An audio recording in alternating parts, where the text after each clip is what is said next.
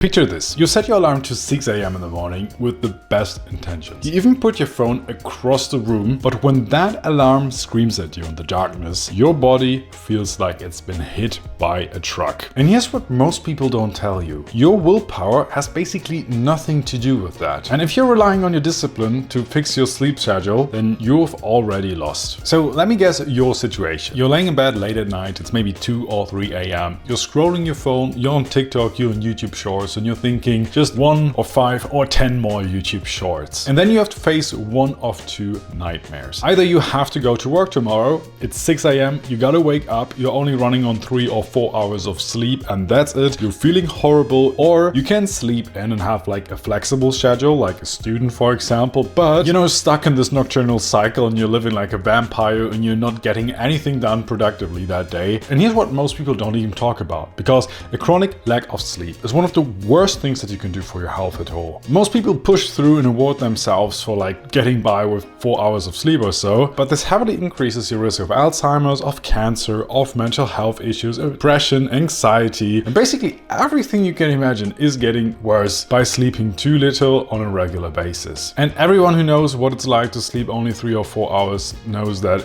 you just feel horrible. Everything is like mentally fatiguing and you hate every single minute and just want to go back to sleep. And I know what you probably think. It's that I just need more discipline, because most people I see on social media push through and wake up at 5 a.m. and have like their weird morning routines and just get by with a couple of hours of sleep and they are successful, and that's what I have to do. Sleep isn't a problem, I'm broken, I'm not disciplined, and I'm lazy. Most people think if they just tried harder, then everything will be solved. And this belief is like killing your sleep schedule. And in this video I'm going to explain to you why most things that you've heard about waking up early is actually wrong, and how you can, with the help of science-backed tools, wake up earlier, feel better, and most importantly, make waking up feel effortless and easy. So let's get right into it. Because here's the truth that will change everything about this. Your body has an internal clock that is around 80% accurate of telling the time. And once you learn how to work with this internal clock of yours instead of working against it, waking up early stops being a battle every morning and just becomes something that you do automatically without even thinking about it. So for example, you had to catch an early flight or so and you had to go to the airport very early in the morning and you set your alarm to 3 a.m. You knew the night before that you have to get up super early, and then 1 minute before your alarm goes off at 3 a.m. at 2:59, you wake up just like that. It's like your body knew that the alarm will start now, and this principle can do wonders if you know how to work with it properly. So there's my favorite book that I love just to talk about. It's Why We Sleep. And scientists have been studying this for ages by now. And this internal clock of your body is called the circadian rhythm. And this basically means that every cell, every organ, every part of your body has its own tiny little clock inside your cells that all the time knows which time it is. And as I said, it's called the circadian rhythm. You can, like with little tricks, manipulate your inner circadian rhythm so that you wake up at the time you actually want to wake up, just like that, without doing anything. But the most important thing here is that you can't just brute force it and just like expect to smash a hammer against your clock and change everything about it. You have to know how to do it the right way. And that's what I'm going to show you. Because your circadian rhythm very much is something that needs to be trained. And you can imagine this like an old-fashioned clock or so. But this clock has to be adjusted every single night. And if you forget to do so, or adjust the clock too late in the day, it will show the wrong time the next day. You will miss all your appointments. You will be tired when you should be energized, and you will be energized when you actually should be tired. Because in sleep science there's a rule. You can shift your circadian rhythm, your sleeping time so to speak, about 1 hour every day. You can go to bed 1 hour earlier or 1 hour later and nothing will pretty much happen. Because picture this, from Monday to Friday you go to sleep at around 9 p.m. every single day. You wake up somewhere in the morning from 5 a.m. to 6 a.m. It all works perfectly fine.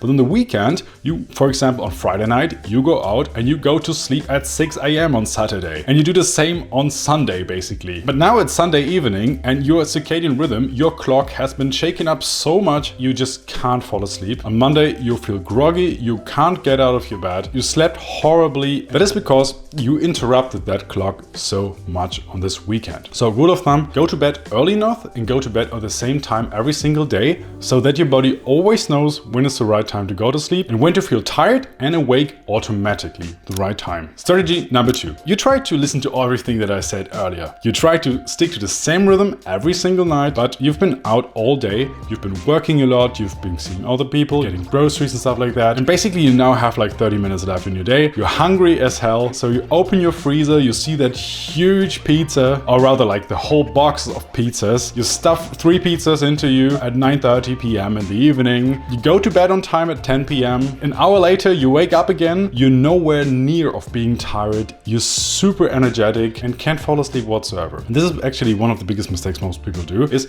to eat too late in the day. Because when you eat something, especially if you eat like huge menu or so at McDonald's or whatever it is, all of the attention of your body goes to your digestive system, which in effect is one of the clearest signals in your brain to, you guessed it, stay awake. If we eat too late in the day, your body is not repairing itself and you're feeling hot. Your core body temperature rises, which will make it way harder for you to actually fall asleep. There's a clear link between ability to fall asleep and tiredness and body temperature. And this actually stems from the fact that it's normal human evolution. At night, it's usually cooler outside than at day. So when it's warm, your body thinks that it's time to be awake, but when it's cold, it thinks that it's time to sleep. The rule of thumb here is to stop eating around 2 to 4 hours before sleep. So number 3, and this one is sneaky and I had to learn it the hard way, it is to cut caffeine at the right time. Because I used to be someone that thought like I could drink coffee all day and sleep like a baby, but my sleep sucked massively and I didn't feel restored whatsoever the next day. And I've been like figuring this out for weeks and months at a time, and why the hell am I not feeling better after going to sleep? Caffeine is something that gives you some sort of energy during the day if you drink it in the morning or midday or whatever it is, but stays in your body for somewhere between 7 to 21 hours. So it's called a half-life time. That means if you drink a cup of coffee now,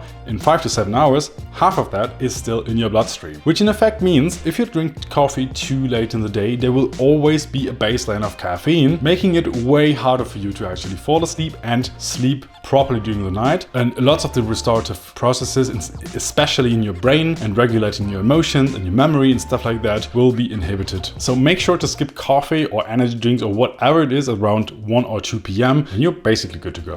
And number 4, and this one is a no-brainer.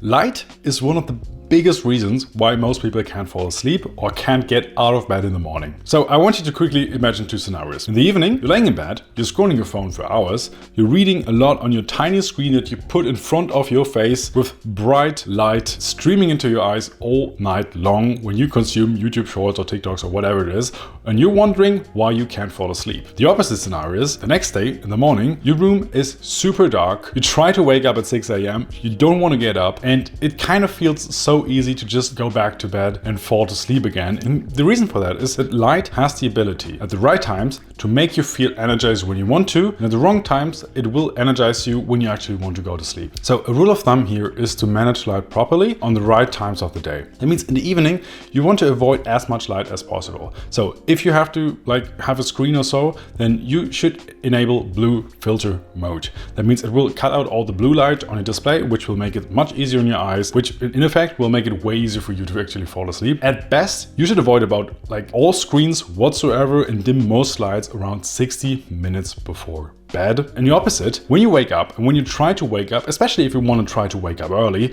you should get as much natural light into your eyes as possible. You should open your windows, you should go out on the street and get as much light as possible in the first 30 minutes of waking up. Or if it's dark outside still, then you can get something like a daylight lamp with at best 10,000 lux, that's the measurement they use, and turn it on as soon as you wake up, because this is like this super bright source of light that gets into your eyes and it signals to your brain that it's time to wake up and it's time to be energized.